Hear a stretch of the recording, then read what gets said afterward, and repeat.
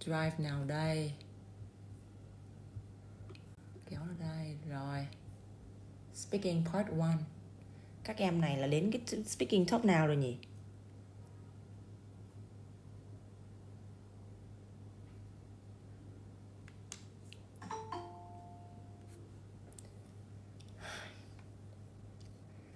Trời ơi, vừa mới hiện hồn xong biến mất rồi.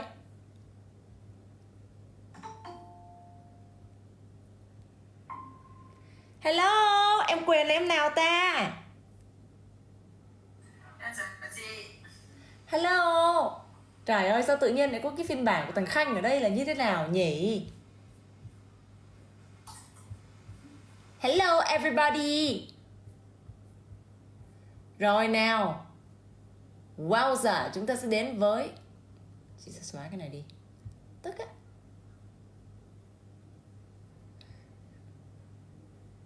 Rồi.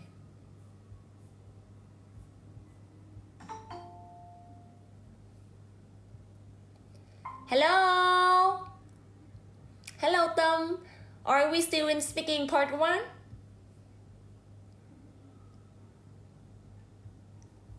Are we still in speaking part 1? Let me check. So in the previous class, I told you guys to prepare for... Hôm nay lớp cá ngựa chúng ta buổi đầu tiên với chị đúng không ạ? Yeah. Hello, hôm nay lớp cá ngựa buổi đầu tiên với chị đúng không? Hả các em? Hello, chắc không ai nói gì cả. Ok. Rồi. Hello em Trang. Chết rồi, thiếu em nào đây? Em Khánh Hàng, à vừa xin rồi. Em Lan. Không thấy em Lan đâu. Em Ngọc Anh, à có rồi. Em Quyền có rồi. Em Khánh có chưa? Không thấy Gia Khánh đâu. Em Thùy Trang có rồi nè, đủ rồi, thiếu 2 em. Ok, hôm bữa Mr. Anh cho học cái topic nào các em nhỉ? Hả các em, hôm bữa cô Tu Anh cho học topic nào ta? Đến đâu rồi? Hello names. Em bữa đầu, khổ thân em. Ok, so vậy thì em Ngọc Anh, hôm bữa cô Tu Anh cho học cái câu nào rồi nhỉ? Học đến name rồi ạ. Name snack rồi ạ. Snack rồi luôn. Evening time chưa? Dạ chưa. Okay, evening time nha. Okay, everybody, let's get started with the topic of evening time. All right, everybody, for those of you guys who are unfamiliar with the IELTS speaking test, we have 3 different parts, part 1, part 2, and part 3. For part 1, I told you guys about puzzles. I did tell you guys about puzzles. We haven't practiced the topic of puzzles. Chúng ta chưa topic puzzle chưa luôn à? Snacks rồi chưa luôn? Puzzles đâu? Chị Just kêu các em là puzzles hả? À đúng rồi, chị Just kêu là puzzles, writing, work and study. Đây, here. Puzzles, yeah. Okay. But guys, for those of you who are unfamiliar with the IELTS test, for speaking part 1, just give me short answers. Not too short, but not too long answers, all right? Ideally speaking, your answer should last around 3 sentences, from 2 to 3 sentences. Ideally, 3 sentences. Some people can give a 4-sentence answer. Great. Doesn't matter. As long as your answer makes sense and you're confident, you're fluent, and you're good to go. All right, everybody, let's get started with question number 1. Let's talk about puzzles. Gwen, did you do puzzles in your childhood? Of course, yes. When I was in elementary school, I was fond of it, and I spent most of my time on it without stopping.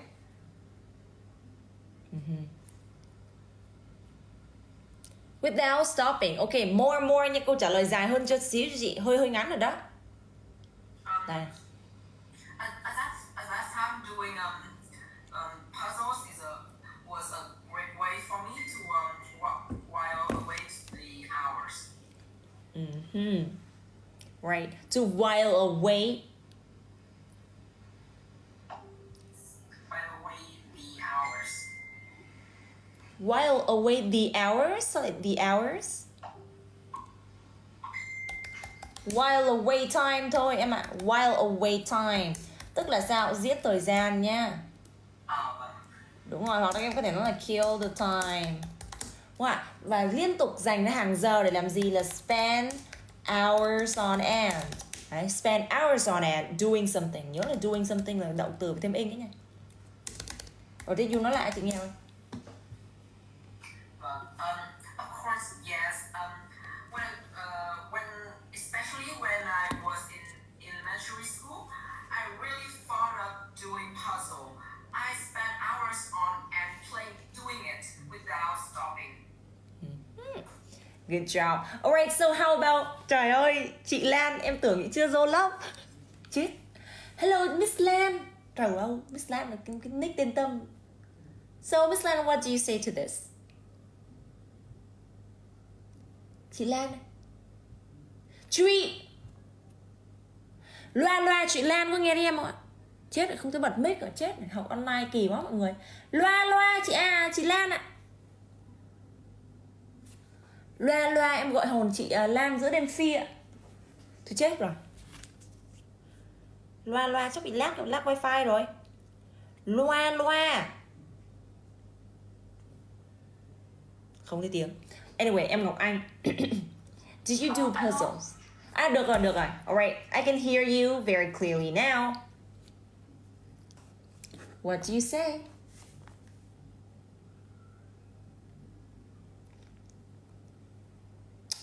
Ủa? Hello? Có vẻ hơi bị toang về mặt kết nối ạ. Chết rồi. Ok, chị Lan giúp em chỉnh cái mạng vậy. Ok, so Ngọc Anh. Kêu mãi lấy Yes. giờ. Yes. Actually, yes, when I was a little girl, my primary teacher used to give me a lot of homework related to Homework puzzles. có gì? A lot of homework. A lot of homework related to puzzles. And she said that this was a good way for us to remember the new words. Remember new words. New English words. Okay. Please remember the new English word. Words gì em nhé? Words. Remember the new English words. One more time. What do you say to this? Actually, yes, when I was a little girl, my English Nè, teacher... bây giờ ấy, when I was a little girl, em phải búng cái lưỡi cho nó nhanh, nên nói hơi chậm ấy. When I was a little, when I was a little, when I was a little girl, thấy chưa? When I was a little xong cái nặng nề thế nhỉ? When I was a little girl. When I was a little girl. Đấy, đúng rồi, lướt lên như thế chị. Lướt như thế cho chị. When I was a little girl. Yes. My English teacher used to give me a lot of puzzles, like a homework for us to remember the new words. Yeah, good job. Okay, so how Miss Trang, what do you say to this? Trời đất ơi, con was a children nữa nào đây? Yes. I usually did puzzle. In fact, it was a train at that time. I remember when I was loser, my sister always gave me a hand in order to help me solve the puzzles. Yeah, not when I was a loser. You just said when I struggled. When I struggled with. When I struggled to this, my sister always gave me a hand in order to help me solve this. When I struggled with the game, khi tôi gặp khó khăn phải vật lộn với trò chơi đó thì chị θα give me a helping hand. My sister often gave me a helping hand to solve the puzzles. To solve the problems. Okay, one more time. Hoặc là to do puzzles nha chị. Nha bạn Trang là nhỏ tuổi hơn chị đúng không? Dạ lớn hơn. Lớn nữa chết mô Phật. Chị Trang, yes. Nhưng không sao đâu cô, tại vì học mà. Phải xưng cô Right. One more time nha bạn Trang. One more time. Well, absolutely yes. I usually did puzzle. In fact, it was a trend at that time. I remember that when I was struggle with the game, my sister always gave me helping hands in order to help me to solve the puzzles. Alright, you said something like, in fact, it was a trend. What do you mean by saying this? A trend. A souvenir or a trend? Oh, a trend. That was a trend. It was a trend. It was a trend among young children. Among, đấy phải trend nhưng mà đối với ai ạ? Yeah, young children. Young children. Yes. It was a trend among young children at that time to play puzzles, to do puzzles. Okay. Let's move on to Khánh. Khánh. Alo, chị có nghe không chị? Yes, nghe. Nghe. When I was young, I have never played puzzle because you know it breaks my brain and it takes a lot of time to slow the puzzle. So when I was young, I just like watching movie or playing the folk games with my children in my neighbor. In my neighbor. In my neighbors. In my neighbors. Ok, nói lại cho em đi. When I was young, I have never played puzzles because you know it breaks my brain and it takes a lot of time to slow the puzzles. So I usually play the folk games with my children in my neighbors. Tốt nha. Let's move on to bạn Tâm. Sorry. Let's move on to chị Lan. My real name is sorry. Absolutely. When I was young, I was really playing crossword puzzle. There are several rows and columns that you need to fill out the correct answer. Of course, each one will have the keyword or clue for you to guess. I'm really into doing puzzle because it awakes my curiosity and give me a sense of achievement when I could able to solve all the crosswords. Excellent job.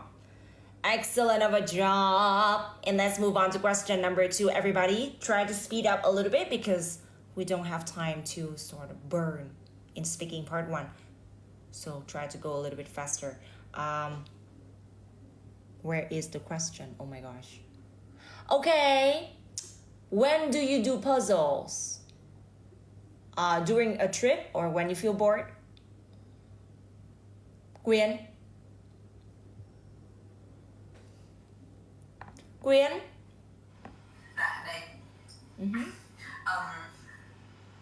For me, I usually do puzzle when I feel bored. Is that in this time I usually take out the puzzle for blow up some steam after school day. So therefore I can stop glued in the smartphone screen for a long time. Smartphone screen? Lại cho chị đi, tại sao này không có mình không có nói là glue my eye mà là have my eyes glued to the phone screen. Mình có cái cụm từ, cái đấy nó phải dùng dạng bị động mới được ấy em. Các bạn Quyền nhỏ tuổi hay lớn tuổi anh chị đấy nhỉ?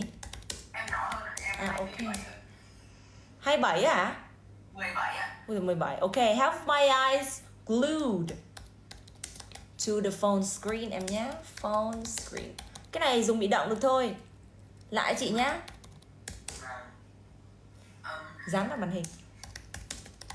Rồi. Cái này dán mắt vào màn hình. Rồi. I puzzle. Usually nè. Usually. Usually, I usually do puzzle when I feel bored. At that time,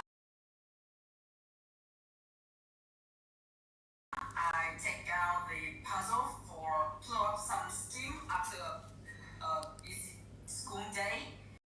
At that time, I take out the puzzle for blow up some steam after a busy school day. Yes. Therefore, I can have my eyes glued to the phone screen. I stop having my eyes glued to the phone screen.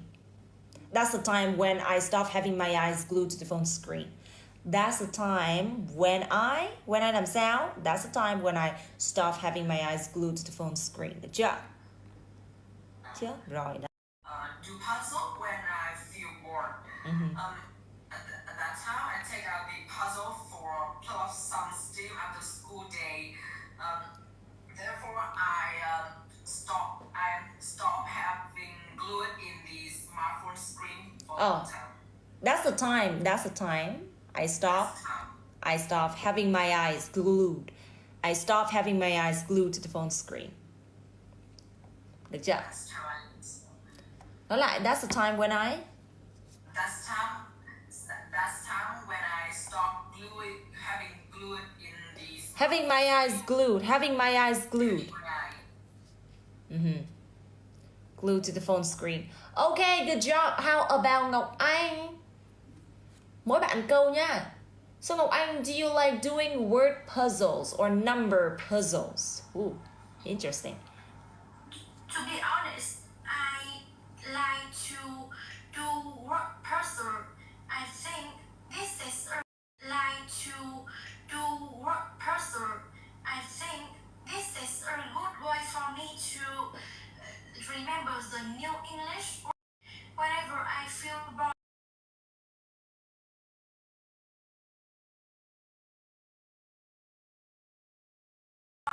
I do puzzle like a way to release stress and chill out.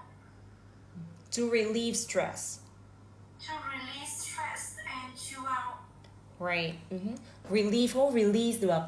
Giảm stress. Chị đã nhắc rất nhiều lần, chúng ta không thể nói là release. Release là xả mà, làm sao chúng ta xả được? Chúng ta phải giảm stress là relieve nha. Rất nhiều em hay sai cái chữ này ạ. Một là các em dùng relieve, hai là các em dùng chữ gì? Alleviate. Đúng không ạ? Stress and anxiety. Không được nói là release. Nói lại cho chị. Honestly, I tend to do word puzzles. I think this is a good way for me to learn new English words. And whenever I feel bored, I tend to do puzzle like a way for me to alleviate stress and anxiety. Alleviate stress. Yeah. Alleviate stress. Alleviate stress. Okay, good job. How about bạn Trang? What do you say to this? Do you like doing word puzzles or number puzzles?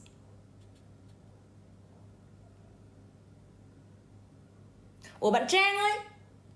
Yes.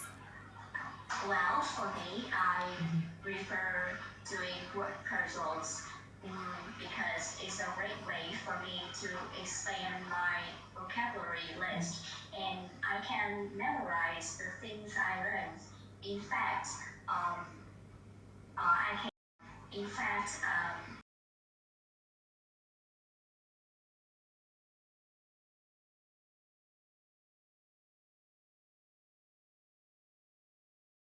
in order to solve the puzzle.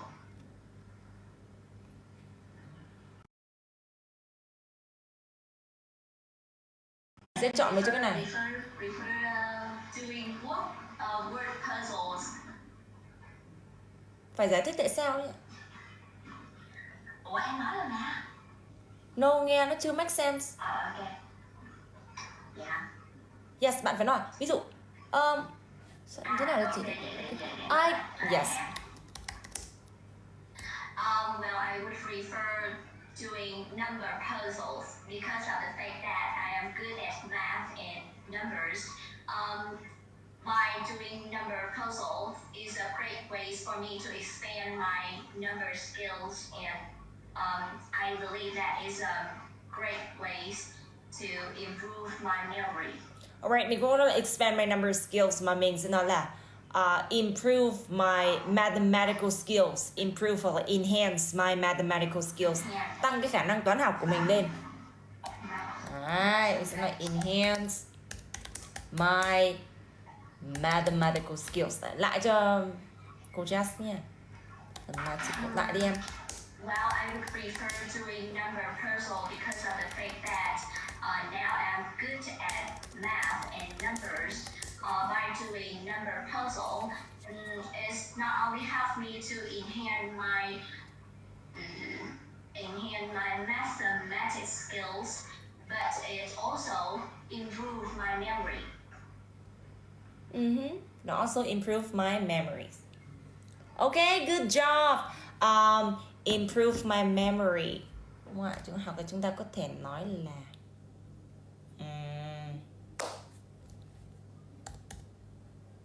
improve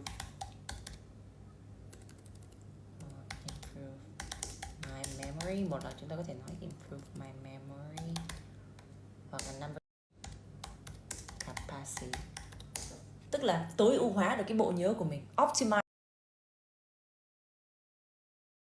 cái này phải nói là optimize, tối ưu hóa được cái bộ nhớ của mình. Đấy, được chưa?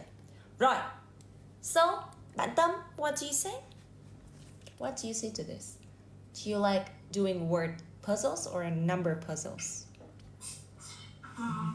I'm quite doing word puzzle, especially in English. This practice will do wonders for my brain to recall what I have learned and also expand my vocabulary list.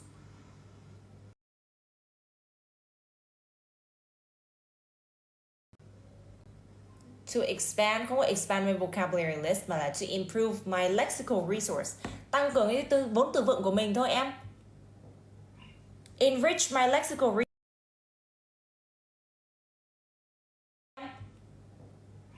Enrich my lexical resource. Enrich my lexical resource. Đúng rồi, lexical resource là vốn từ vựng. Lại nhá. Lại. I'm quite to doing word puzzle, especially in English. This practice will do wonder for my brain to recall what I have learned and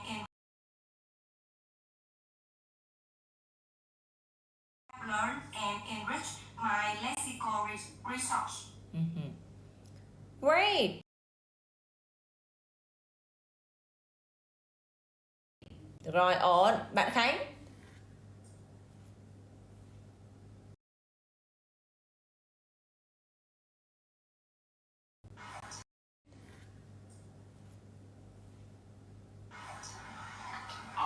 I am inclined to word puzzle because you know it helps me. Không có world được em.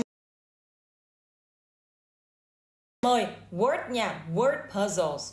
Word puzzles. Word puzzles. Không có work được. Ơ kìa, em nhìn làm sao mà đọc là work được nhỉ?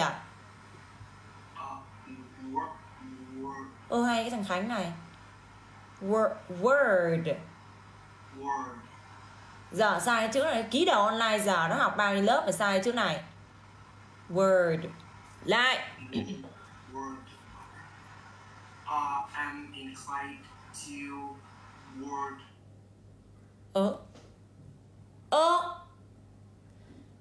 Exercise my brain and it expand my vocabulary through this exercise. And about the number puzzles, you know, I think it's for me to play because it breaks my brain and it takes a lot of time to slow the puzzles. So I show my reference to word puzzles.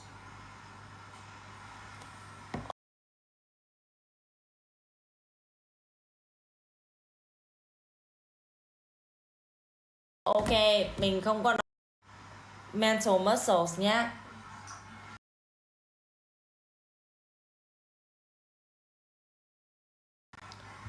Luyện cái trí óc của mình đúng không ạ? Mental muscles nhá. Luyện cái trí óc của mình đúng không ạ? Trời đất ơi. Lại đi cho chị, hoặc là cải thiện sự sáng tạo này, promote creativity, hoặc là mình sẽ exercise mental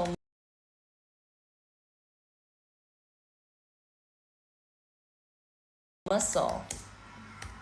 Được chưa? Nói lại chị. I am inclined to work. Ê, cái mạng của You toang lắm nha Khánh ơi. And to exercise my mental Muscle. Mạng của You toang lắm luôn á. Đang nói mà nó cứ ngắt thôi. Lại đi em. I'm inclined to work muscles because No, I'm inclined to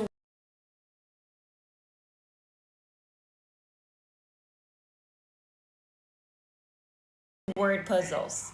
I'm inclined towards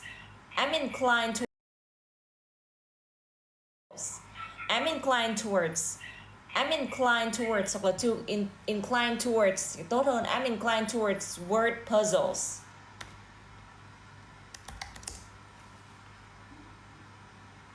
I am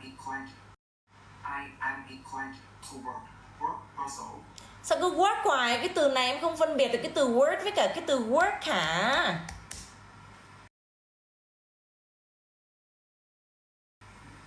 Word. Again.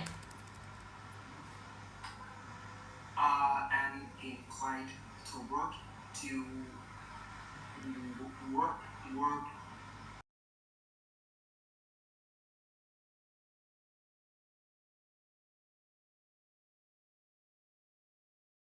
puzzles.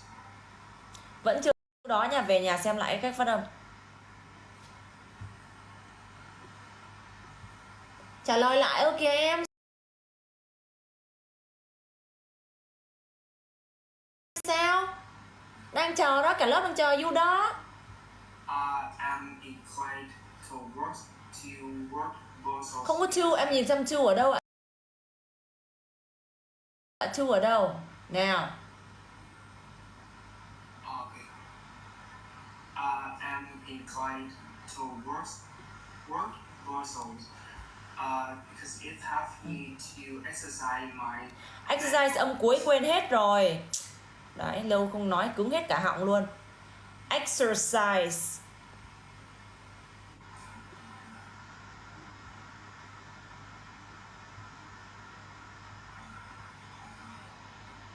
Quên hết âm cuối luôn, không phát âm cuối, lại từ đầu luôn. I'm inclined to work Sao cứ work vậy? Word. Bực quá trời bực luôn. Word.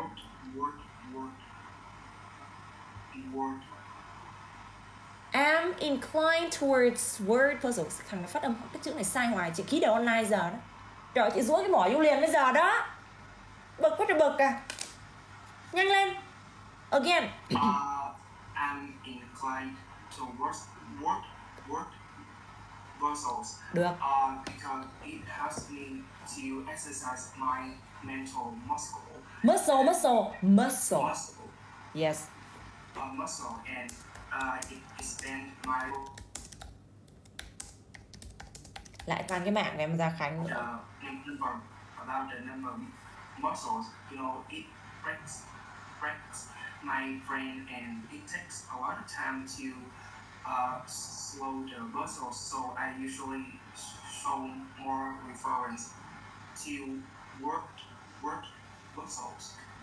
To work out my mental muscles. To work out my mental muscle.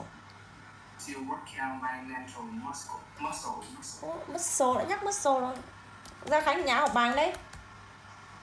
Trả lời toang có thể toang luôn. Rồi thôi câu này thôi các em nhé, cái câu này thì nó giống như cái câu trên này nên là chắc sẽ cho sang cái câu này nha các em nhé. So let's talk about work or studies. Oh my gosh, this is so simple, everybody. What subjects are you studying at school, Quyên? Mỗi em câu nhé, câu này dễ quá à. I'm currently studying English to take the IELTS exam because I'm going to prepare for the university. So IELTS certificate is really important for me in the higher school. Ê, trong cái đi thi ấy, đừng có nhắc cái IELTS gì nha, không giám khảo nha, kiểu bị áp lực, kiểu là giám khảo chấm toàn cái chết you luôn đó, hiểu không? Nên hạn chế nói đề cập cái vấn đề đấy, chỉ có nói là okay, so subject gì thôi, vẫn còn I'm actually still like a high school student, so I have to study like a lot of different disciplines. Bây giờ phải thay cái từ này đi chứ xài cái từ đó hoài. Bây giờ cái bộ môn chúng ta có cái từ gì hả các em? Disciplines đúng không ạ? Như có đúng rồi đấy. Đây, disciplines, đấy đúng không? Nó cũng nghĩa là môn học. We have to study, hoặc là our curriculum revolves around, xoay quanh, hoặc là involves many different disciplines, 12 different disciplines. Since I'm still a high school student, the curriculum I'm studying involves 12 different disciplines. Đúng không?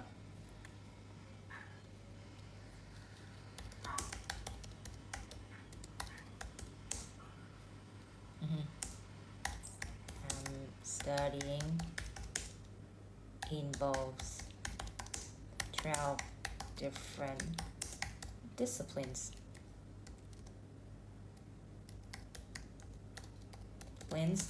Nào, bao gồm cái gì? Encompassing. Bộ môn gì? Social science cái bộ môn xã hội nào? Social science and science subjects. Social science, khoa học xã hội và khoa học tự nhiên, natural. Rồi nói chung là nó chỉ có hai cái lĩnh vực chính là khoa học xã hội và khoa học tự nhiên thôi, chứ còn bao nhiêu môn làm ra mà ai mà rảnh mà ngồi liệt kê hết được ạ. Thôi bây giờ chúng ta cứ nói như vậy cho nó nhanh nhá. Rồi nói lại chị đi. Yes, now I am a high school student. High school student. So the curriculum I'm studying revolves 12 different disciplines. Involves là bao gồm, involves. The curriculum I'm studying involves 12 different disciplines encompassing social science and natural science. Đấy, vậy thôi, được rồi, tốt rồi đó. Alright, so Ngọc Anh, what do you say? What subjects or disciplines are you studying? Well, honestly, my major is business administration, and it revolves around different disciplines such as accounting, management, and finance. You know, I'm following my mother's footsteps, and in the future, I want to become businessman. Đấy, muốn thành man luôn à? A businesswoman. A businesswoman, and in the future, I want to become a businesswoman. Sao lại ăn được? Ok. A businesswoman.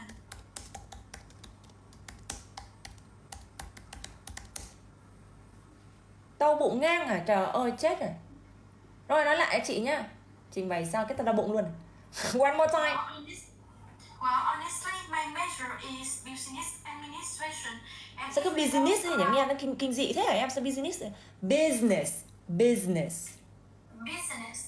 Không có di giết gì cả nhá, không có di giết gì cả. Business thôi, business. Đúng rồi, chuẩn rồi, lại từ đầu. Honestly, my major is business administration. You không giới thiệu gì về bản thân à? Không giới thiệu là học sinh đã không sinh viên đại học à? Tự nhiên nhảy vào my major is rồi trong đó không? Yes. Honestly, now I'm a second student. Trời ơi, second student. Sophomore. Sinh viên năm 2 là sophomore. At university gì đấy thì nói ra. And my major is Hoặc là I'm a sophomore at University of Economics and Law and my major is cái gì tao nói nè. Nào nó lại. Honestly, now I'm Không có honestly mà currently. Currently, now I'm sophomore at Banking Academy, and my major is business administration, and it revolves around different disciplines such as accounting, finance, and management. You know, I'm following in my mother's footsteps, and in the future, I want to become a businesswoman. Yeah. Actually, I'm following my mother's footsteps with an aspiration to become a businesswoman. Nối luôn vào đi ạ. Với một niềm đam mê rằng with an aspiration to become a businesswoman. Được chưa?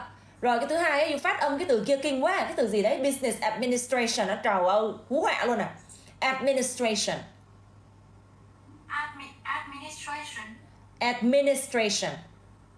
Administration. Business administration. Business Sao cái gì administration. giết cái nhỉ? Business administration. Business administration. Lại xì lung tung. Administration, xì mỗi chữ ness thôi. Business administration. Rồi, nó lại từ đầu luôn. Xì đâu sai đó à? Currently, I'm sophomore at Banking Academy, and my major is business administration. It revolves around different disciplines like accounting, finance, and management. Actually, I'm following in my mother's footsteps with an aspiration to become a businesswoman. Được. Thôi được rồi đấy. Cắt ở đấy được rồi. Rồi tốt đấy. Em Trang, it's your turn. What do you say? What's your subject? What's the subjects you're studying? Well, my major in college was mathematics, and now I am currently a teacher working for international school in Vũng City. Yes. Being a math teacher helped me to improve my problem-solving skills, and it keeps my brain active. Right, and keeps my brain active. All right, can you speed up a little bit? Try to speed up a little bit to improve your fluency. One more time, please. Okay, well, my major in college was mathematics, and now I am currently a teacher working for an international school in Vũng City. Yes. And being a math teacher is helped me to improve my problem-solving skills, and it keeps my brain active. Very good job, keep my brain active. Xuất sắc nha chị Trang, đó thấy không? Đấy chị Trang trả lời slay không? Không lỗi sai luôn ạ. Oh, Miss Trang giơ tay ạ. Any question for Miss Jasmine? Oh, okay, guys, if you have any question for me, please raise your hand. All right? Bạn Tâm, Miss Tâm, what do you say? What's your subject? What's your major? Currently, I am working, but I remember that when I was in high school, Yes. I really love studying math because it has many formulas that need to remember, and most requires to apply flexibility to solve different levels of assignment from easy to difficult. Moreover, it would develop my logical thinking in the future. Logical thinking skills in the future. Okay. There were many formula that I needed to remember. Cái này là dạng số nhiều của cái từ formulas, còn cái này là formulas that I needed to remember. Okay, so one more time, please. Hello. Now I am working, but I remember that when I was in high school, I loved studying math because because there were many formula that needed to remember and requires to apply flexibility to solve different levels of assignment from easy to difficult. Moreover, it will help me develop my logical thinking skill in the future. Ok, mình sẽ không nói là flexibility mà mình sẽ yêu cầu cái độ nhanh nhạy về trí óc là mental acumen. Sự nhanh nhạy về trí thiếu chữ n. Mental acumen ạ.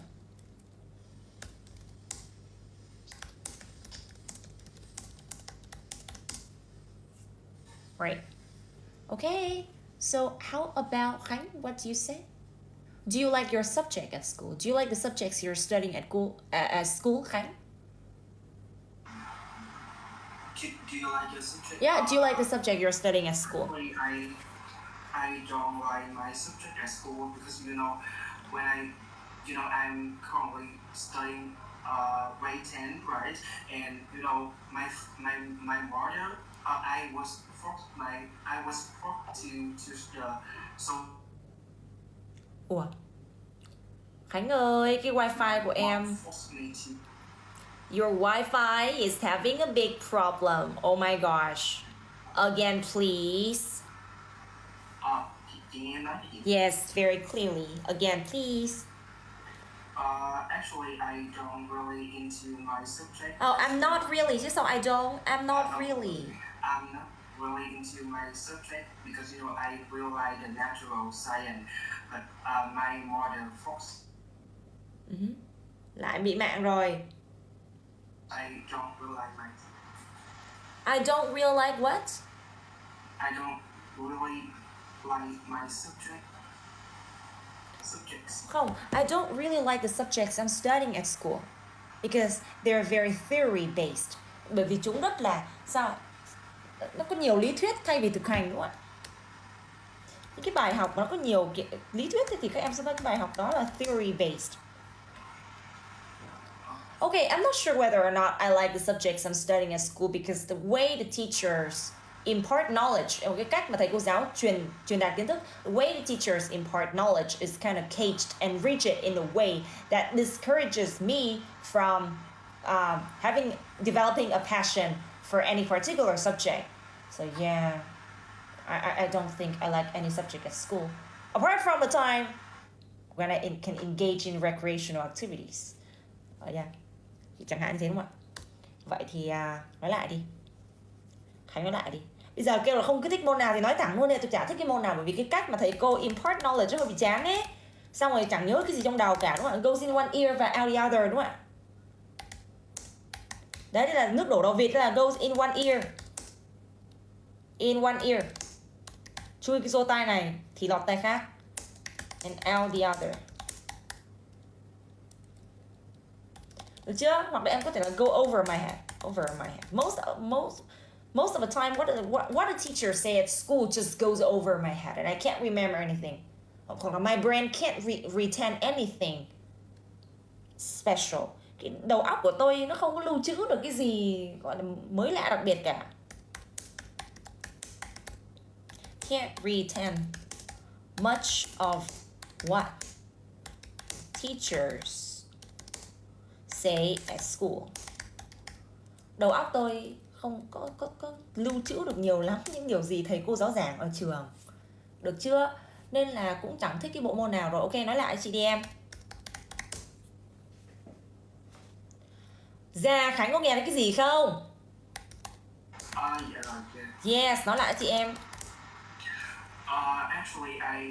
Actually, I'm not really into my subjects that I'm studying.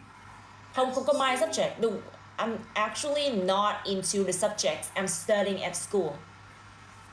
Okay, I'm actually not into the subjects that I am studying at school because they are very thoroughly based subjects and they're very busy. They're very boring and impractical because they are very boring and impractical.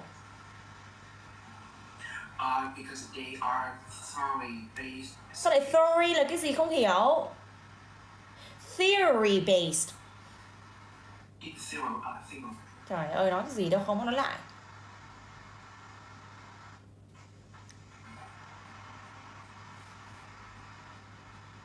Khánh và cả lớp đang chờ em tiếp ấy. Chết, ở nhà không chuẩn bị hết trơn, không xem bài hết trơn, tới lớp trả lời đâu toang đó à? Không chấp nhận được.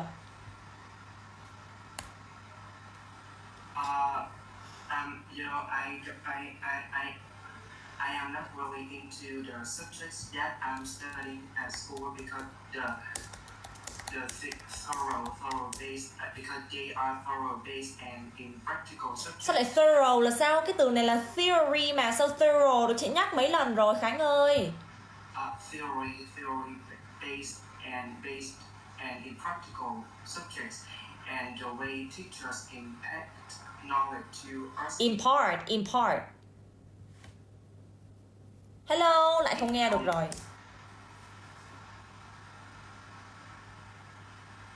Impart. Nhanh đi, chị rất là ghét những cái gì đó nó chậm nha. Cái gì đó chậm là chị rất bực. Chị không thích cái gì đó chậm đâu, em nhanh lên. Chúng ta không lề mề được ạ. One more time. Yeah, I am not really into the subjects that I study at school because they are Theory based. Quên hoài luôn, vừa nhắc đến lần thứ 3 lại quên. The way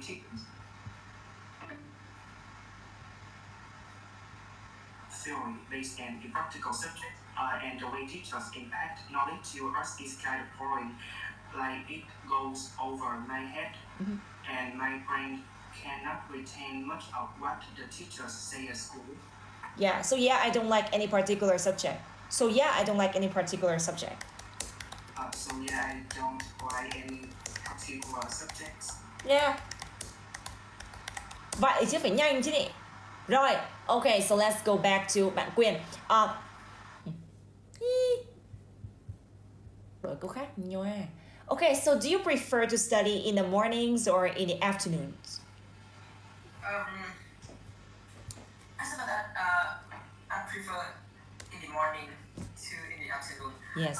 Because my mind is more. My mind is clearer in the morning than the other, and also I have spare time in the afternoon to play sport with my friends.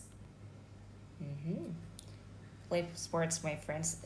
Stay up early in the morning or get up early in the morning? Yeah. Get up early in the morning what? Are you an early bird? Người dậy sớm. Again please, again. Okay.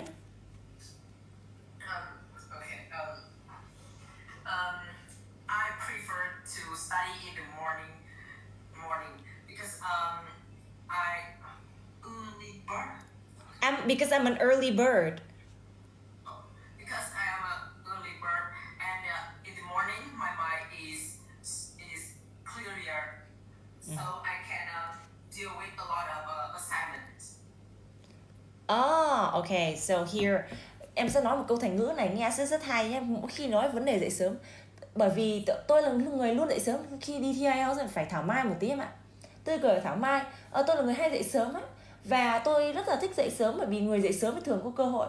Chính vì vậy mà ngày xưa ông bà ta đã có câu là cái người dậy sớm thì lúc nào cũng có cơ hội rồi. An early bird catches a worm, always catches the worm, đúng không ạ?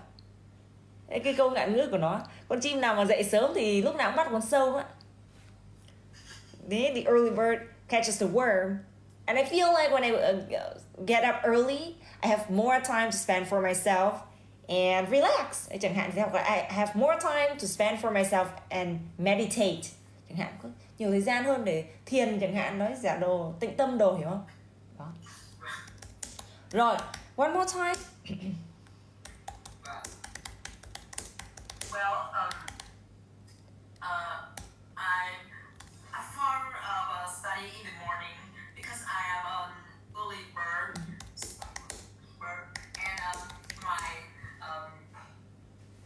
my grandparents always say that an early bird catches the worm.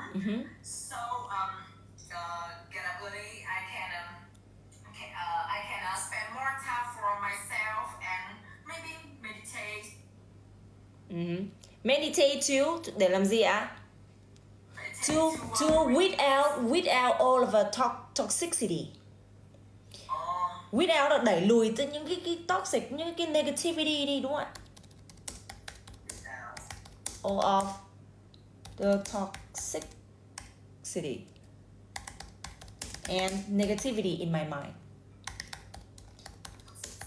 Trời ơi, nói nghe như là mô Phật vậy đó, đắc đạo gì đó. Ok, cái người mà ngủ muộn ấy thì là night owl nhá các em, con cú đêm đấy hả, giống như chị Jazz sẽ là cú đêm đúng không? Rồi lại đi em. I prefer to study in the mornings because I am an early bird, and it say that an early bird catches the worm. So getting up early can weed out all of my toxicity and negativity in my mind. Can help me weed out đúng không? Đẩy lùi. Can help me weed out. Right, tốt. Ngọc Anh, what do you say? Đấy phải nhanh nhá, nói trong tác phong nhanh nhẹn lên các em không lề mề nhá. So Ngọc Anh, it's your turn. What do you say? Honestly, I'm not an early bird, so I tend to spend my evening to study and do Spend không có to được ý. Ê, spend không có to được. Spend không có to được các em. Spend verb ing thôi, lại đi. Sai một cái chí mạng luôn à. No, the word spend can't be followed with to verb. Again. Hello. Hello Ngọc Anh, can you hear me? Spend time verb ing. Lại không nghe được bạn Ngọc Anh rồi. Ngọc Anh ơi, bạn Ngọc Anh fix lại cái mạng. Em một tí lát chị nghe thấy em chưa ạ? Trời ơi, học IELTS mà như toàn ngồi chỗ rừng rú không em? Ngồi chỗ nào wifi mạnh cho chị đi. Rồi. Chị đợi em một chút để em trả lời xong để em tắt đi bật lại wifi một lúc. Okay. So Miss Trang, it's your turn. You go first. And then I'm gonna go back to Ngọc Anh. So Miss Trang, what do you say? Well, to be honest, I'm not an early bird person, and I feel like my mind will go blank whenever I work or study in the morning. And in fact, I can concentrate or focus on something, and I feel like I will be more productive in the afternoon. So afternoon person. I'm an afternoon person. Đấy. Mà early bird thì không có person nữa nha chị. Chỉ cần early bird thôi là được rồi ạ. Đấy. Lại Miss Trang, lại chị. Well, to be honest, in comparison with để con với đâu rồi được không?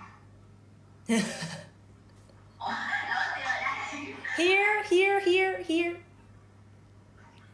Okay. To be honest, in comparison with studying in the morning, I prefer doing in the afternoon because of the fact that I'm not an early bird, and I feel like my mind will go blank whenever I study or work in the afternoon, and in fact, I prefer doing work in. Đây là nói gì ta? Nó hình như sai sai. Sáng rồi, bắt đầu sáng rồi, đêm muộn. Sáng hồn giữa đêm phia. Giảng hồn giữa đêm phia. Thấy hơi lộn xộn đó. Yes. Well, to be honest, in comparison with doing in the morning, I prefer working in the afternoon because of the fact that I'm not an early bird. In fact, I feel like my mind will go blank whenever I study or work in the morning. I prefer doing work in the afternoon because at that time I will feel more productive and efficient. I can feel more productive and hence work efficiently. All right. You're not gonna say I prefer to do work, mà mình phải nói là I prefer working in the afternoon because at that time I feel more productive. See that? Yes. Working. Yeah, I prefer working. Okay, so how about Miss Dum? What do you say to this? Mornings or afternoons? I would rather study in the morning Because it is an ideal time for It is, my em bé brain có ít to y nè. It is. It is. Yes. It is an ideal time for my brain to be more conscious after a long sleep, Conscious. so I can easily apply knowledge, especially for some difficult subjects such as math or literature. Literature. Literature. Okay, so it would be an optimal time for my brain to absorb knowledge. Cái thời điểm gọi là chín muồi cho đầu óc của tôi có thể thấm cái kiến thức vào đầu đúng không ạ? That it will be it is the morning hay cái gì đấy is the optimal time when my concentration reaches its climax, chạm đến đỉnh điểm ấy, cái độ tập trung trong đầu nó đạt đến đỉnh điểm gọi là reaches climax, đúng không ạ? Được chưa? Rồi thế Miss Nam nói lại cho em đấy ạ. I would rather study in the morning because it is The optimal time when my concentration reaches its climax. After a long sleep, especially I can apply and learn some difficult subjects such as math and literature. Literature, yes. Okay, everybody, please give me 1 minute to answer the call of nature. Be right back. Gia Khánh chuẩn bị nhé, vấp nữa là chị lại rũa mỏ online em nhé. Alright. Sao mắc tiểu nhỉ?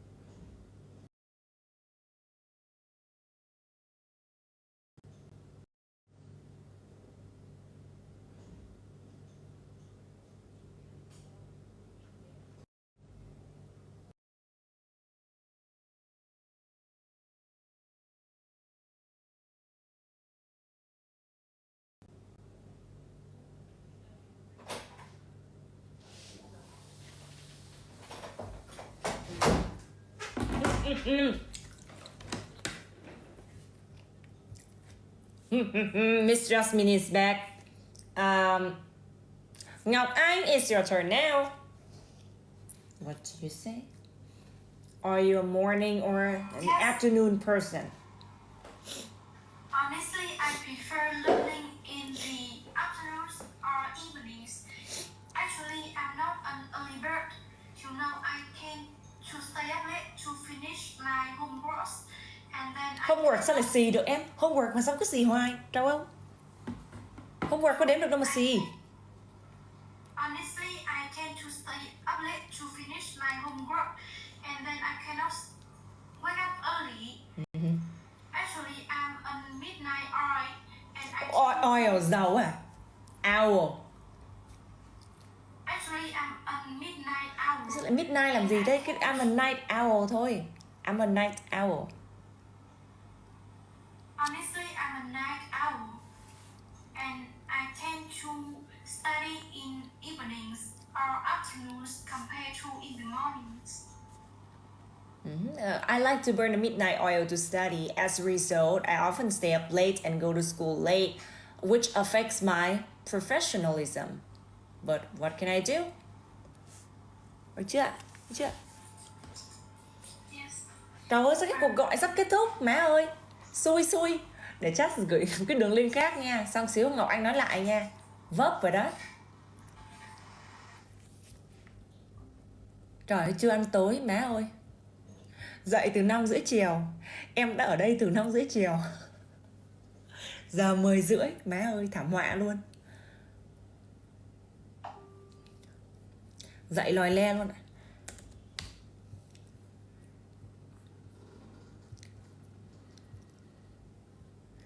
Mà nhiều khi dậy thế các bạn thấy chắc dậy toàn là lú giờ ấy. Lú giờ ra thì nó kéo dài thời gian nữa. Đang đói bụng nha, đang sảng đầu rồi đó.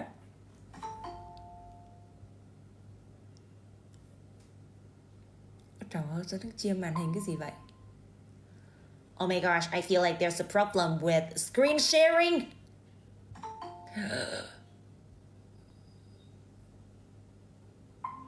Okay, Ngọc Anh, one more time.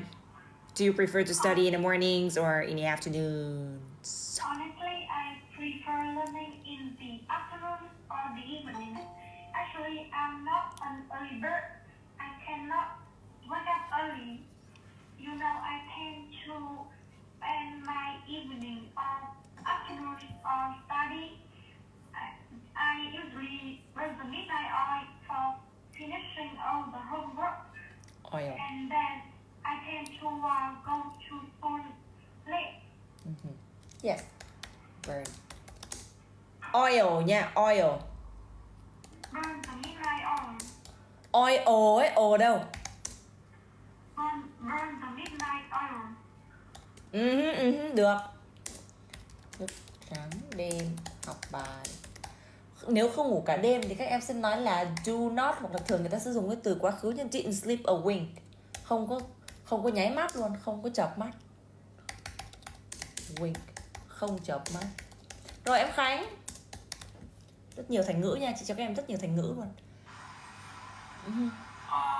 You know, actually, I prefer to study in the morning more than in the afternoons, because I have to admit that I'm a morning person, like an early bird.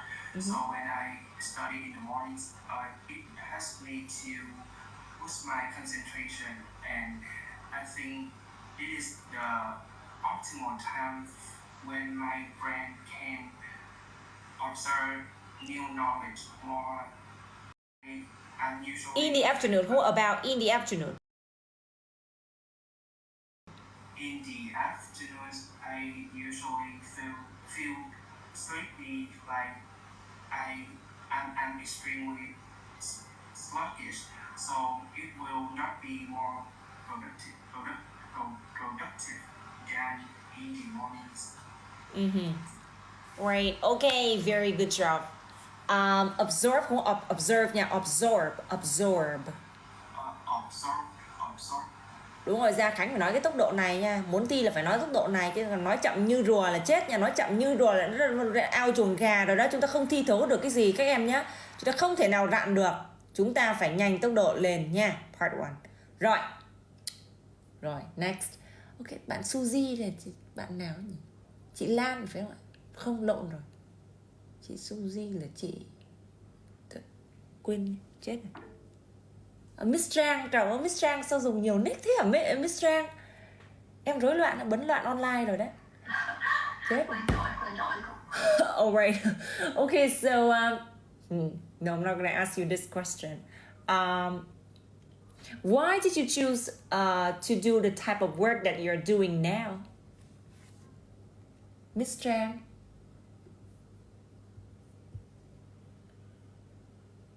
Chị Trang, why did you choose the job that you're doing now? Miss Trang có nghe thấy em không ạ?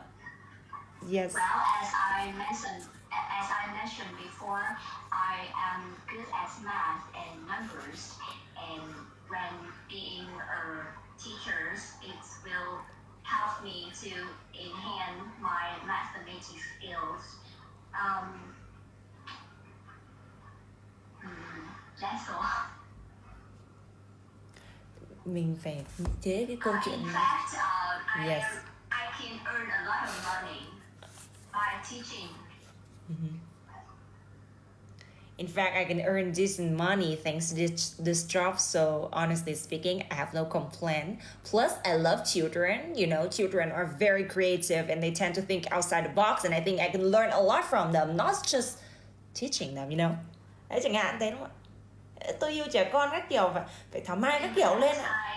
I don't love children. Oh my gosh. I just love money, you know. Alright, how can you suffer them? It sounds so miserable. Oh my gosh. Hearing children screaming is an utmost nightmare. How could you suffer that? Okay, I really admire you if you dare to suffer children to earn money. Because honestly speaking, whenever I have a student who's a kid, I often say no to their parents to make sure no kids are gonna go all over the place in my class. Yep, I used to teach children in the offline class. Oh my gosh, guys, they jumped all over the place. They destroyed my sofa and the furniture and the TV. Lord, after that time, no children again, even in online class. Period. Perfect, everybody. Let's move on to Quyên. So, yeah. What technology do you use at school since you're still a student?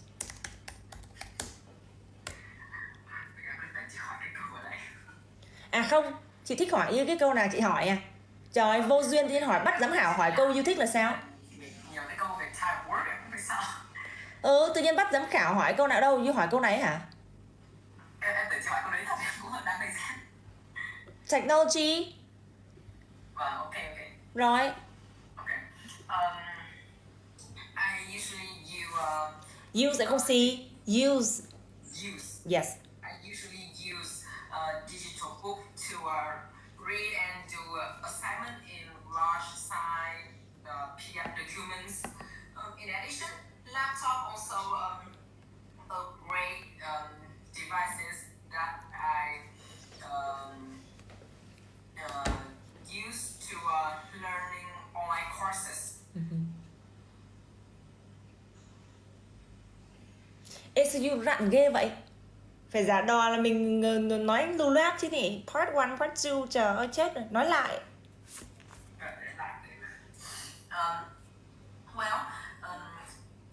I usually use digital book to read and do assignment in large size PDF documents. In addition, laptop also a great device that I use to learning online, and it can also help me edit and make presentations on PowerPoint software. Make a presentation slides. Đó, thấy không?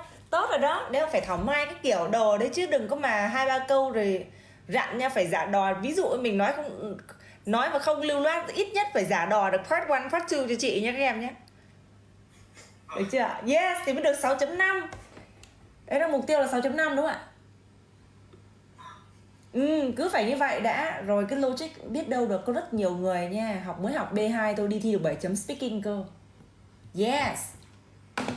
Có đó. Okay, so let's move on to Wisdom. Why did you choose the kind of job that you're doing now? Currently, I am a customer service at an import company. Oh, I customer service. Thế thì mình phải nói là mình làm gì ở customer service chứ? import customer service.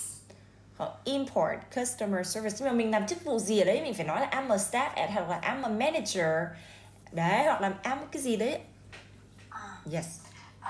I am an executive customer Executive, service yes.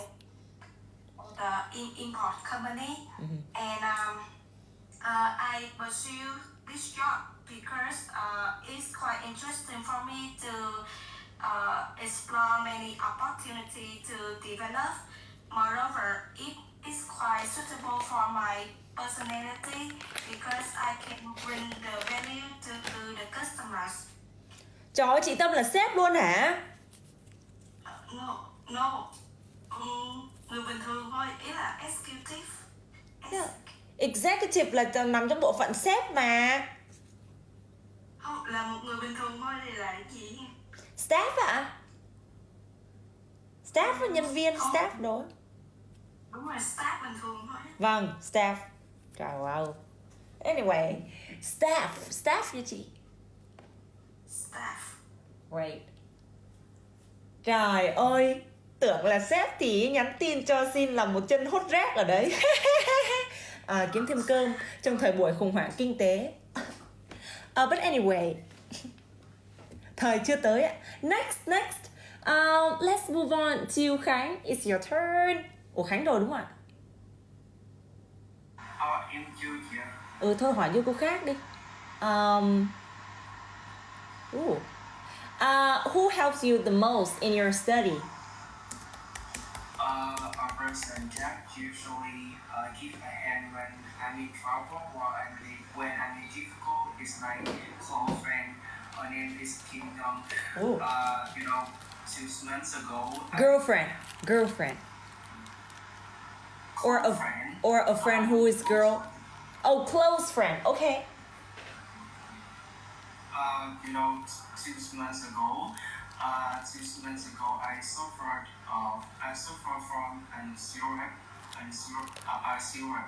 illness, so I had to miss a lot of classes in my school, and I didn't understand the lesson. And fortunately, my friend like Kim Nong, she gave me a lot of studying like documentaries. So documentaries là tài liệu rồi. Documents thôi. Documentaries là phim tài liệu. Documents. So it helps me to consolidate my knowledge for an. Ủa. So I. Yes. Mạng của You á, lạ đi em. A person is my school that I really like, that I really admire and respect the most is my close friends. Like her name is Kim Nong, and 2 months ago I had a final exam. But unfortunately I suffered from a serious illness, so I had to miss a lot of lesson, and I didn't understand the lesson. But fortunately, my close friend like Kim Young, she gave me a lot of study documents, and it helps me to consolidate my knowledge for an upcoming final exam. So I really appreciate her. Alright. Exam đã xảy ra chưa hay rồi? Xảy ra rồi. Right, so thế thì không có upcoming nữa. Upcoming trong tương lai. So that I could be well prepared for my exam, and luckily I was able to pass the exam with flying colors, thanks to her assistance, or thanks to her help. Đúng không ạ? So I really appreciate her after that event. Được chưa? Nói về quá khứ. Pass the exam with flying colors. Bà làm bài kiểm tra điểm rất cao đúng không ạ? Đây. Yêu nói thì sao nó cứ lẫn lộn, nó cứ thì tôi nghe nó cứ lác lác cái kiểu gì ấy. Nói lại đi em. Đâu rồi? Thôi không có khúc gì cả, nói lại từ đầu ấy. Nói lại. A person in my school that I really respect and admire most is my close friend. Her name is Kim Young. Her name is. Her name is Kim Young. Like, you know, I could remember vividly that 2 months ago I had a final exam. But unfortunately I suffered from a severe illness, so I had to miss a lot of lessons. So I didn't understand the lesson. But fortunately, thanks to my close friend Kim Young, she gave me a lot of study documents, and it helped me to consolidate my knowledge, and I was able to pass the final exam with flying color. So I really appreciate her. Tốt, được rồi đó. Alright. Consolidate my knowledge này, củng cố kiến thức nè, giỏi quá nè. Consolidate knowledge. Okay. Nhỏ cái miệng lại. Rồi, okay, so Ngọc Anh. Trẻ con thì chị sẽ hỏi câu này, người lớn thì sẽ hỏi câu này. Okay, so Ngọc Anh, are you looking forward to working? Honestly, now I have an internship and I work as a financial analyzer. You know, this is my favorite. This is. You know, this is my favorite position, and I can gain a lot of experience through this internship, and it support me a lot in my future career. Great. Okay, so how about Quyên? Tốt á. Quyên, are you looking forward to working? Chào không? Quyên.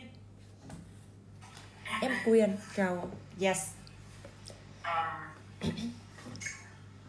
Actually,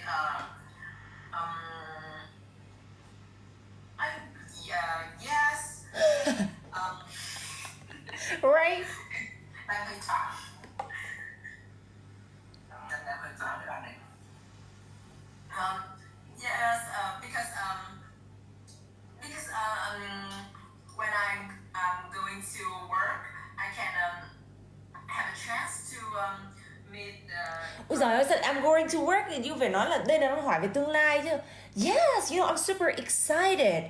Actually, I'm even thinking about that now. What would I do if I have a job? I think I'm gonna be jobless. A lot of people say that I'm very untalented. I don't have any talent at all. I'm afraid that nobody is gonna give me a job. But I'm gonna try to find a way to polish my resume, and hopefully in the future I can find a job với cái gì đó chẳng hạn, làm bóng cái tên tuổi lên, làm bóng cái resume của tôi lên. Thì anh có thể nói một cách funny như vậy đúng không ạ? One more time. Well, yes, maybe, I haven't thought about this before, but I thought that maybe I can find job with high salary in the near future, or maybe I can feel jobless and only become blue collar worker in some company.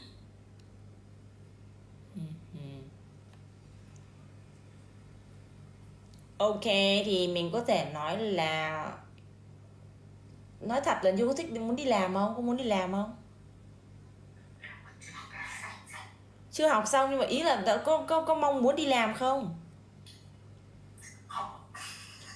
Thế thì nói thẳng luôn đi ạ. Thôi tôi chỉ thích nằm ườn ở nhà cũng phải phục vụ. Tôi thích đè thế giới để sống ạ, chứ không thích làm việc ạ. Đúng không ạ?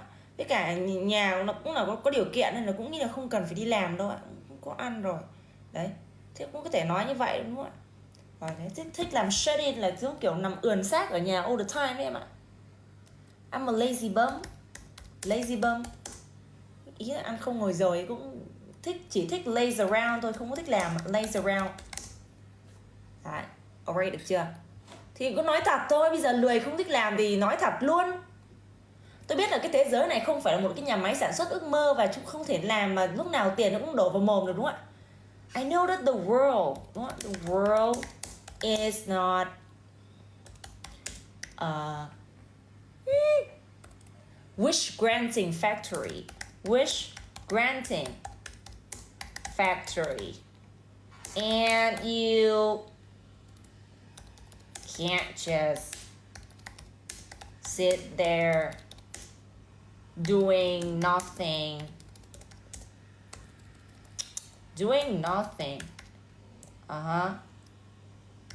And hope for a bright future.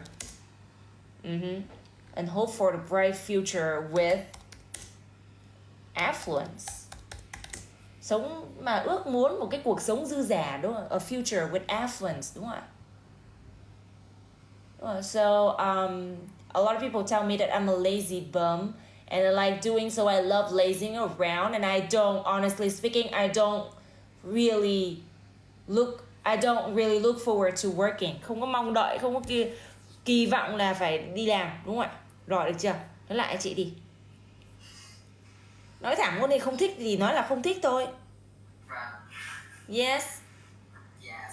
To be honest, I am a lazy bum. I am a lazy bum, and lazy bum là kiểu lười nằm. Lười chảy thây ấy, tôi khá là lười chảy thây ấy, chỉ thích nằm một chỗ thôi, cũng không có thích nằm một chỗ, thích laze around thôi, không có thích làm việc ạ. And ở nhà tôi không phải là động một ngón tay vào là my parents wouldn't let me lift a finger to do anything. Bố mẹ không phải để tôi động tay cái gì cả, tôi không nghĩ tôi phải làm việc, đúng không? Yes. Okay. Yes. Trời, em nghe thấy thảo mai dã man, lại đi cho chị. Okay. To be honest, I am a lazy bum and I only like to laze around, and my parents don't ever let me lift a finger to do anything in my house. Trời, cái này thi hoa hậu chắc đoạt giải ấy. Em tuyệt vời ạ. Yes. So, yeah, I don't look forward to working in the future. Like, I don't really look forward to working. Okay, so Đúng không? well. Yes. Thế mình nói thẳng luôn, so I don't really look forward to working. Không mong đợi là phải đi làm ạ. Đấy, hoặc là so honestly, I'm not really, honestly speaking, I'm not really cheerful and welcoming with the idea of going to work. Nên thực sự tôi không có vui vẻ và hào hứng gì mấy khi nghĩ đến cái điều là phải đi làm em ạ. Yes, right. Okay, so let's move on to Miss Trang. Chị Trang. Đấy, người lớn thì em lại hỏi cái câu này. Do you miss being a student? Well, yes, I did. You know, when you were a student, you were full and happy, and you didn't have to worry about financial problems or burdens. But right now, you need to wake up all the time, even though you don't like it, and you have to work 9 to 5 job. In other words, you have to work from dusk to dawn, and sometimes you have to meet the deadline. But I think that is a part of adulthood. adulthood. Yes. Hay nha, work from dusk to dawn. Yes, dusk to dawn. Lại đi chị Trang. Có một cái khúc mà cái gì full of food rồi đó, là cái chỗ đó hơi kỳ à. Ý là sao ạ? Cái là ta. Cái gì mà Full of joy and happiness. Full of joy and happiness. Yes, that's right. Again, please.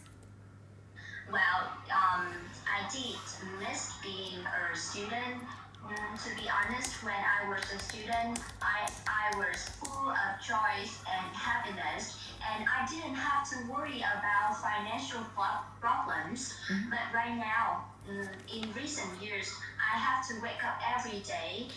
Early every day. Wake up early every day. I have to wake up early every day, and I always have a hectic schedule. In other words, I have to work from dusk to dawn, and sometimes I need to meet the deadlines in order to fulfill my requirement. But I believe that is a part of adulthood. Yeah, xuất sắc chị Trang nha. Trời ơi, mọi người lớp này học giỏi vậy. Lớp này học nhanh đó. Buổi tối muộn mà không có ai lát nha. Rồi, next, Miss Đông, do you miss being a student? Yes, of course. Sometimes I wish. Sometimes see đâu ạ? Sometimes. Yes. Sometimes I wish to back to the past to become a student, because at that time I didn't have to worry about financial management, and I am carefree, so I can create many fun moments with my friends. Yes. I was carefree. Tôi không quan tâm vấn đề, không bận vấn đề. I was carefree. Cái từ rất hay ạ, carefree. Yeah. Alright, lại đi chị. Again, cẩn thận với thì.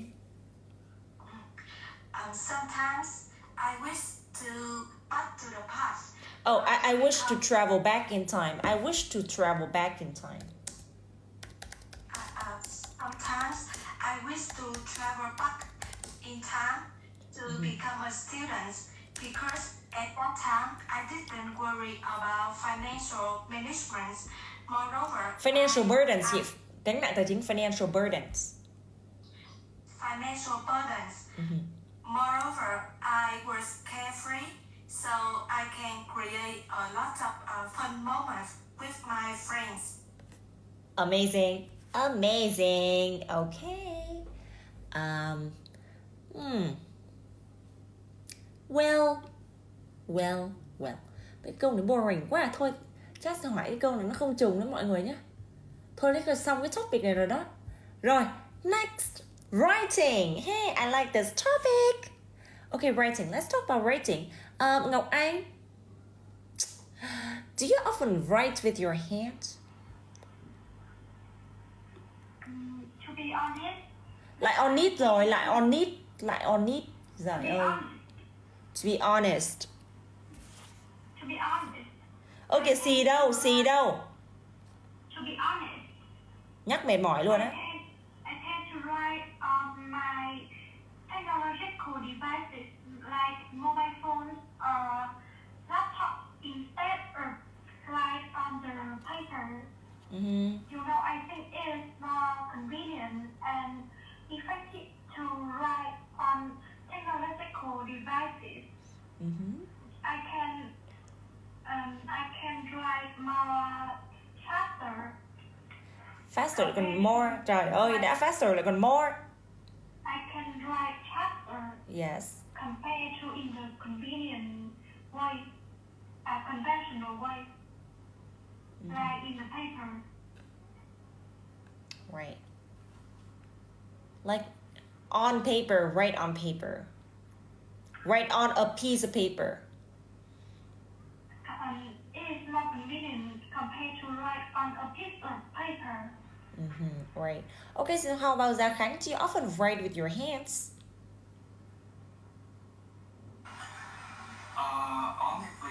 Honestly speaking, yeah, I usually write with my hands because I have to admit that I'm a person who are not technically. Who is not?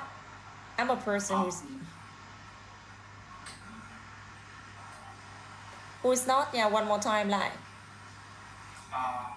I usually write with my hands because I have to admit that I'm a person who is not technically doing. So when typing a computer, this is very easy for me to type. Yeah. But Yeah. but làm sao? When writing on a computer or when typing on a computer is a lot easier compared to when I have to write on paper. Chẳng hạn thế đúng không ạ? Rồi, đâu? Compare to, cấu trúc compare to đâu? So sánh với cái gì khi nó đang so sánh hai cái mà. Lại liền. Nhanh lên đi, chị lưu tiêu cái mắt rồi đây này. I usually write with my hand because I have to admit that I'm a person who is not technically doing. So it's very difficult for me to type a computer as compared to write with my hands. Write with my hand.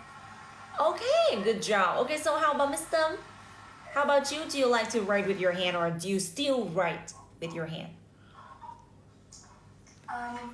As an employee, I usually type on computer to send an email. Yeah. It's a way of showing my professional manner. Yeah. However, sometimes I will write with my hand to take note some important notes or write a diary sometimes. Yeah. Keep a diary. Keep a diary. Keep a diary. Hoặc là chị sẽ nói là in order to write down some important pieces of information. Những cái mẩu thông tin quan trọng, write down some important pieces of information. I think writing helps a lot with memorization. Viết giúp cho trí nhớ của mình. Yes. Lại đi chị. Tốt đấy. As an employee, I usually type on computer to send an email because it's a way of showing my professional manner. Yeah. Moreover, sometimes I will write with my hands to write out some piece of information to keep a diary. Yes, good job. Okay, so how about Miss Tran? Do you still write with your hands? Well, in fact, I believe writing hands is a basic skill. Handwriting. Handwriting is a basic skill. And for me, as a teacher, I need to leave my comments on my students' book. And I have to write down on the board, and it's a part of my job. Yes. So I believe that handwriting is crucial. Right, okay. And how about Gwen? What do you say to this?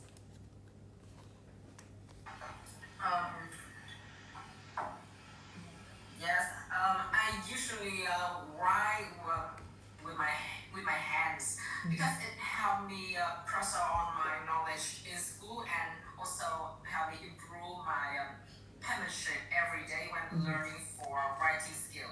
Very good job, improve my penmanship. Rất là hay nha. Rồi, okay, back to Ngọc Anh. Do you prefer handwriting or typing on a computer? Thôi, cái câu này vãi cả trưởng. Sao giống cái câu nãy nhỉ? Thôi, tự nhiên hỏi cái câu y chang. Bây giờ chị sẽ hỏi cái câu khác nha. Does handwriting have any special meaning in your culture? Honestly, handwriting has more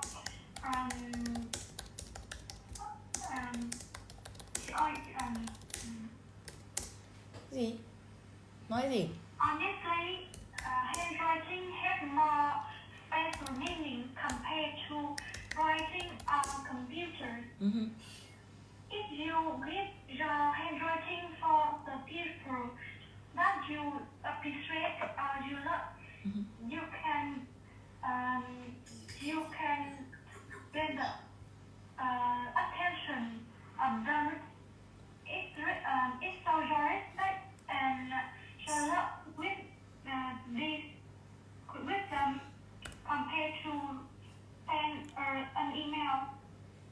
compared to sending an email. Show more appreciation. Appreciation. Show more appreciation. Thể hiện cái gì ạ? Trân trọng hơn đúng không? Great, okay. Handwriting is more appreciated compared. Appreciated is more appreciated compared to. Phá đầu. Honestly, writing is more appreciated compared to writing on computer or sending an email. Because it shows cái gì? Bởi vì nó thể hiện gì? Because It shows dedication. Your gì? Because it shows love and dedication for the receiver. Đúng rồi, yes. Alright, okay, được chưa? Bây giờ chữ xấu thể hiện điều gì, chữ đẹp thể hiện điều gì? Ví dụ như chữ xấu, chữ đẹp là neat handwriting, chữ gọn gàng là chẳng hạn. Handwriting, đúng không? Neat handwriting, còn cái chữ mà xấu mà không ai đọc được người ta gọi là gì ạ? Illegible, đúng không ạ? Illegible handwriting thì sao? Cái chữ xấu thì làm sao ạ? Thì là bác sĩ à? Anyway. Alright. Let's move on. Đó, chữ xấu thì làm sao? Là bác sĩ. Rồi, bạn Gia Khánh, it's your turn.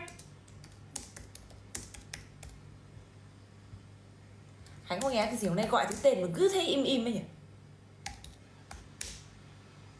Ok, em quyền trả lời trước cho chị. Bật sẵn mic rồi trả lời luôn.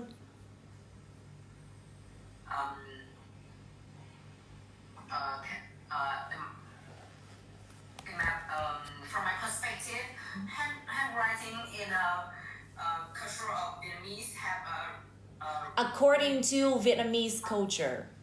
According to Vietnamese culture, have so many special meanings. There are many special meanings associated with. Meaning associated with handwriting. Đi kèm với.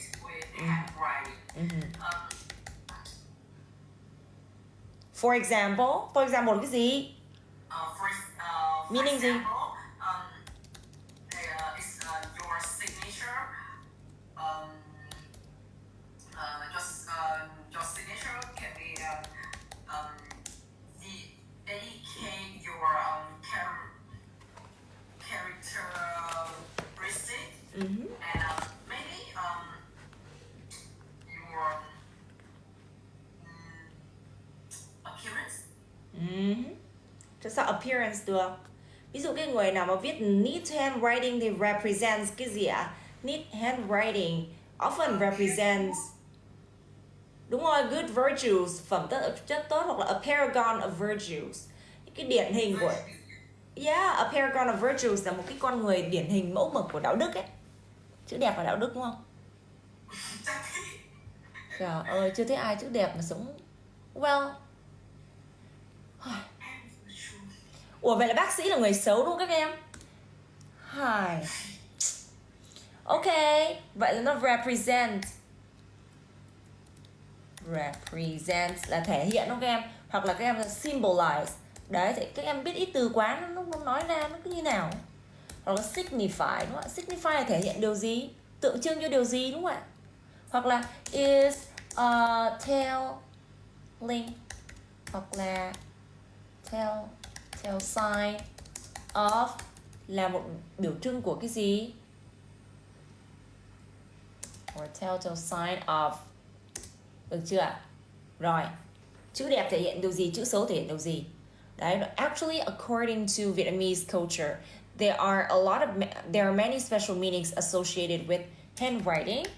Okay, associated with penmanship.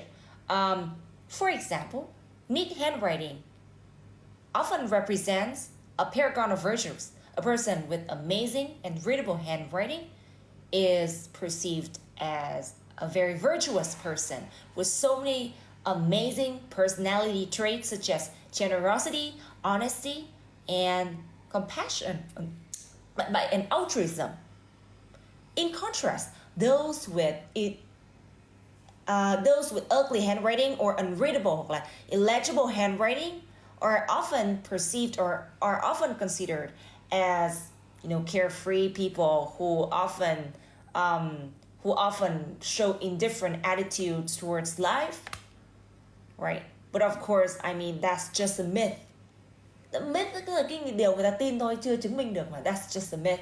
And I don't buy into, honestly speaking, I don't buy into what people often say about handwriting. Được chưa?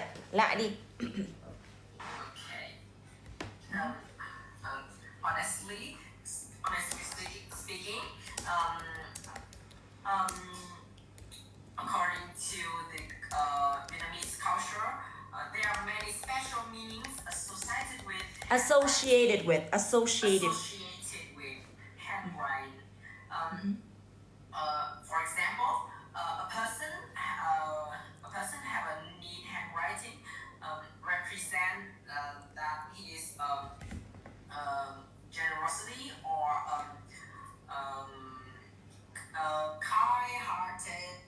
kind-heartedness. Danh từ là represent that he possessed generosity or kind-heartedness. In contrast, people with illegible handwriting maybe is signify that he is maybe careless or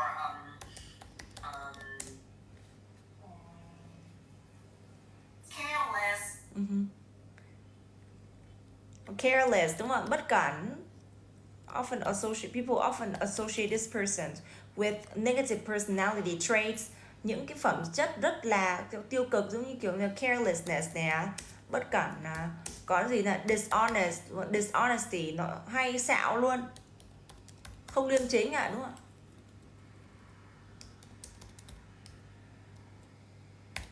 Đấy, so on and so forth, được chứ?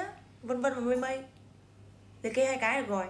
Rồi, Miss Trang, what do you say to this? Chết nhanh mọi người, mắt chắc zip vào đó này. Well, in Vietnamese culture, handwriting have some significant meaning. By looking through someone's handwriting, you can know their character. Characteristics. Their characteristics. For instance, when someone has neat handwriting, it means that they will be an organized person. Or if their handwriting is illegible, that means they are messy. And in fact, handwriting will impact on others people's impression about you. So we need to know.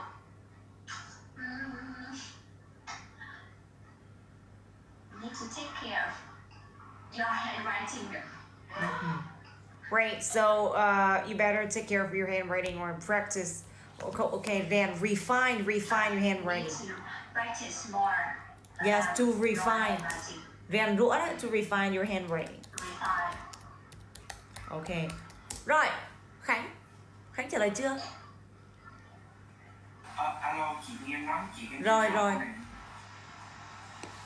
Trả lời nhanh, cho chị Tâm một trả lời, nhanh lên.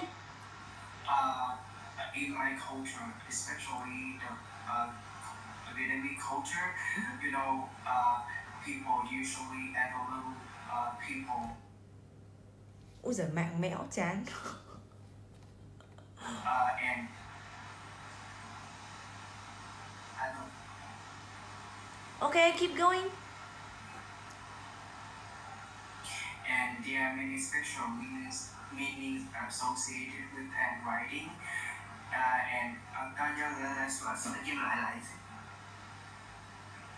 there are many special meanings associated with handwriting in my culture, especially Vietnamese. You know, people usually evaluate people personality traits through their handwriting. Evalue là sao? Evalue là cái gì không hiểu? Evalue. Không hiểu. Là sao? Assess, đánh giá gì? Trời ơi, evaluate chứ evalue cái gì? Kinh dị dã man luôn. Evaluate. Evaluate people personality traits through their handwriting. For example, like neat handwriting will represent for a person who is usually careful.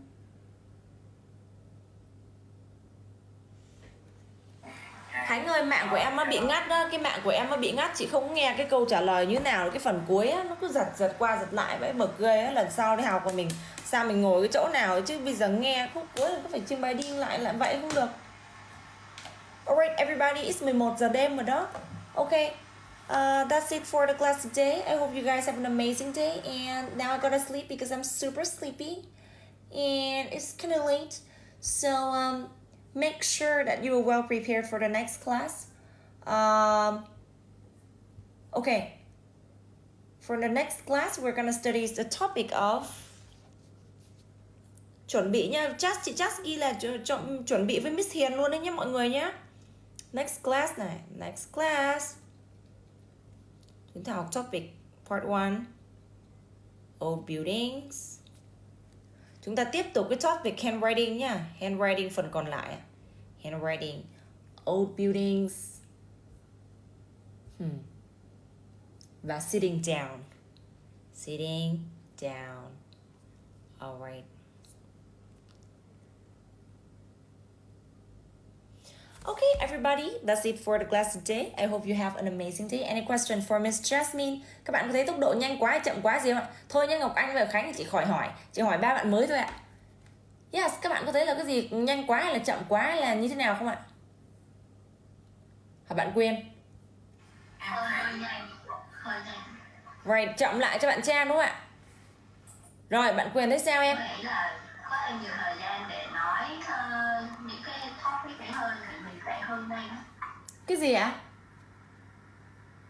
Ý là mình chạy hơi nhanh chứ cô. Đúng rồi, mình phải chạy nhanh bởi vì không là mình sẽ không có kịp những cái topic như này để mình thi. Ví dụ như nếu mà một mình muốn thi đầy đủ thì mình sẽ phải học hết tất cả những cái topic như thế này.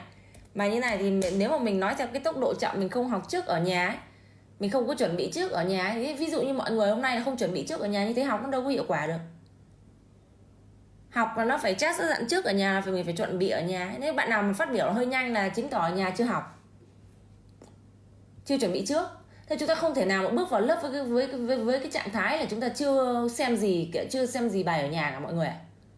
Chúng ta phải bước vào lớp với cái trạng thái là em đã xem qua rồi và mình có cái câu rồi.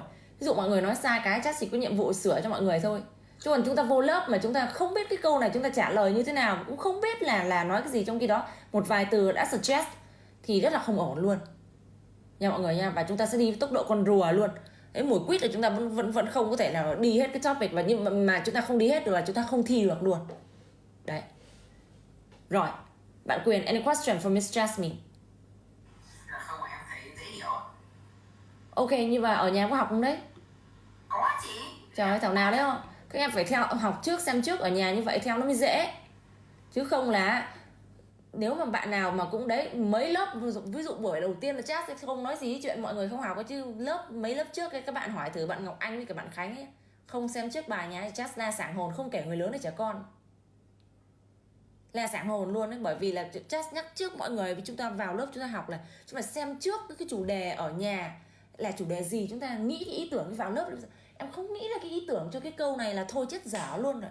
Bây giờ cái từ vựng với ngữ pháp là nhiệm vụ của thầy cô là chỉnh đốn cái độ logic cho mọi người, chứ mà mọi người chỉ cần việc là nghĩ ra ý tưởng thôi, bởi vì chúng ta gửi được cái câu hỏi về nhà chứ không phải chúng ta tay không đâu ạ. Ở nhà đó chúng ta phải dành thời gian xem trước bài, chứ mà học lên lớp mà không xem chắc nhắc kỹ mọi người nhé. Lớp sau mà bạn nào vô mà trong trạng thái là đầu trống rỗng tay không là thôi nha, không được nha. Mọi người phải nhắn tin báo trước là ok em bận cái này kia em không học bài được, để xem như nào đó châm trước. Chứ còn mà vô lớp ở cái buổi nào cũng không chuẩn bị bài là không được nha mọi người nha. Rồi, tiếp theo, Miss Tâm, any question for Miss Jasmine? Đấy lại tô màu đỏ ở chỗ này rồi. Yes, rồi, mà nhưng mà có nhanh quá không? Để em giảng chậm lại và em kêu Miss Hiền giảng chậm lại thêm một tí nữa. Em và Miss Tú Anh. Chị thấy tốc độ này cũng vừa Yes, và Miss Tú Anh có giảng ngang quá không, để em chậm thêm một xíu nữa mọi người, chậm thêm một nấc nữa. Hả mọi người? Chậm thêm một nấc nữa nhá. Đúng không ạ? Không, em thấy ổn chị ạ. Nếu mà chậm thêm một nấc nữa là một lớp chúng ta sẽ học có 2 topic thôi mọi người nhé. Thế thì có ổn không nhỉ? Em nghĩ là chị Tú Anh giảng tốc độ này được rồi. Ok. Không bị chậm, không bị nhanh. Rồi ok, thế thì chị just giảm tốc độ giảm xuống nữa nhá, hai topic thôi nhá. Một lớp nhé, được không? Để mọi người thấy. Tốc độ này được rồi chị ạ. Ok, bây giờ vẫn kiên quyết là 3 topic đúng không? Alright. Rồi các em về nhà nhớ chuẩn bị 3 topic về, nghĩ cái chủ đề, nghĩ cái câu trả lời trước nhé, chứ không phải vào trong lớp chúng ta không nghĩ, không là chúng ta lag đấy, lag nặng nha mọi người nha. Alright, see you guys in the next class and bye. Bye. Alright. Bye. Đấy, ghi trước cái chủ đề cho các bạn. Chết rồi.